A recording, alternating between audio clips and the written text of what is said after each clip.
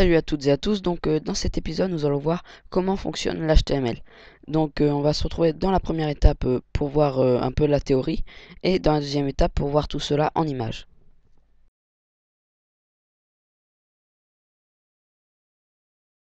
Donc on se retrouve dans cette étape pour voir la partie théorique du fonctionnement du code HTML.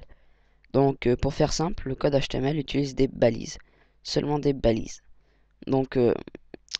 Ces balises elles servent à introduire des données dans le code en fait. Des données du type un titre, un paragraphe, une image, un lien, des blocs, des listes, enfin voilà, vraiment plein de types de données, et on les mettra en forme avec le code CSS. Donc on va voir dans la deuxième étape comment on écrit ce code HTML avec ces fameuses balises.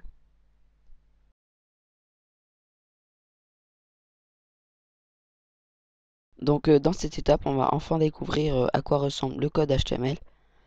Comme je l'ai dit, il est composé de balises. Comment est composée une balise?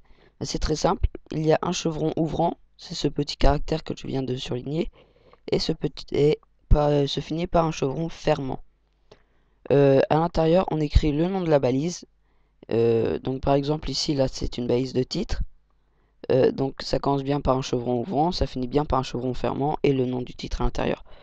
Après, il y a deux types de balises. Il y a les types de balises paires et les types orphelines. Dans les balises de type pair, en fait, c'est du texte entouré de balises. Il y a une balise qui sert à dire que ici on commence un titre et ici on termine le titre. Donc comment on sait qu'on le termine et qu'on n'en commence pas un nouveau? C'est très simple. Là, après le chevron au vent, on met un slash. Donc voilà, pour les balises paires, c'est fait. Maintenant, il reste encore à voir les balises dites orphelines. Là, vous pouvez voir une balise orpheline. Pourquoi? Alors, parce que tout simplement, c'est une balise IMG, donc image, et on peut voir qu'il n'y en a qu'une, il n'y en a pas de deuxième. C'est très simple, c'est parce qu'une image, ça va chercher la source de l'image, donc soit sur le disque dur du serveur ou sur un autre site, et ça met une alternative si l'image n'est pas chargée.